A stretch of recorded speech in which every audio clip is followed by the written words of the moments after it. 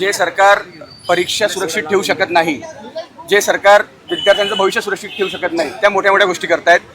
लोकांच्या घरावर बुलडोजर चालवण्याऐवजी त्यांनी आता विद्यार्थ्यांच्या आणि युवकांच्या भविष्यावर, या देशाच्या युवकांवर त्यांनी बुलडोजर चालवण्याचं काम केलेलं आहे.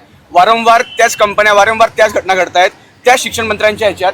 त्यामुळे राजीनामा देण्यासाठी म्हणजे ज्यांना लाज वाटते. वारंवार आमची तीच मागणी होती, परंतु यांना कसली जावडी, फक्त पैसे, टक्केवारी, टेंडर याच्यातच तेच कॉन्ट्रॅक्ट कंपनीला ते दिलं जातं आणि त्यामुळे ह्या घटना वारंवार घडतात. आता आपण बघितलं असेल पोलीस भरतीमध्ये सुद्धा 82 पेपर म्हणजे 82 मार्क एकाच कंपनीच्या ह्याच्यातनं निघतं, एकाच क्लासेसच्या ह्याच्यातून निघतं. तर हे एक्झाम झाली, ज्या परीक्षा होत आहेत त्या क्लासेस सेंट्रिक होत आहेत.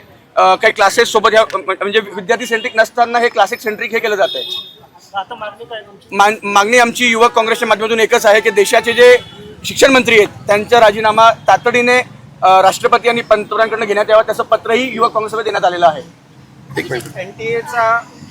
एनटीएनी मागच्या वर्षी 1000 कोटी रुपये गोळा केलेत विद्यार्थ्यांकडनं. ह्या वर्षीचा आकडा आहे 1000 कोटी. ह्यावर खर्च सुद्धा झाले. मागच्या वर्षी असं सुद्धा त्यांनी दाखवलं. यावर्षी परत 1005 कोटी किंवा 1040 कोटी त्यांनी आकडा जाहीर केलेला नाही, पण एक एक्झाम घेण्यासाठी 1000 कोटी खर्च येतो.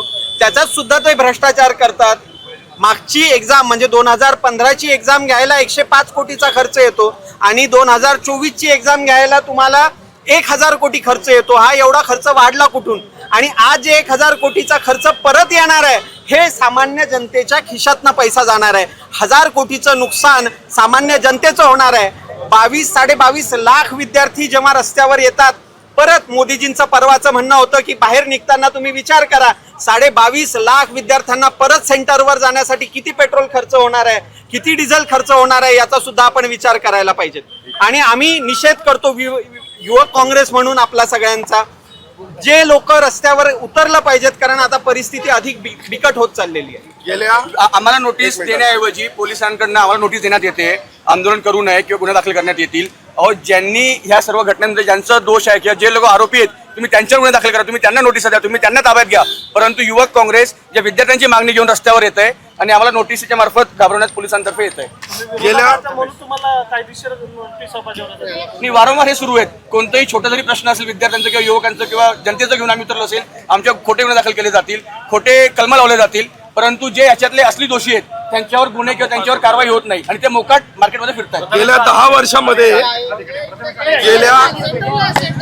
10 वर्षामध्ये जर तुम्ही पाहिलं तर 79 प्रकारच्या प्रमुख परीक्षांचे पेपर लीक झालेले आहेत. हे एक पॅटर्न झालेला आहे. आणि मागच्या वेळी जेव्हा नीटचा पेपर लीक झाला, ज्यावेळी हा घटनाक्रम घडला, त्या नॅशनल टेस्टिंग एजन्सीच्या प्रमुखाला एका राज्याचा मुख्य सचिव करण्यात आला आणि त्या पदोन्नती देण्यात आली.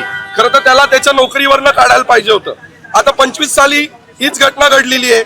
असंच हे पॅटर्न चालू आहे.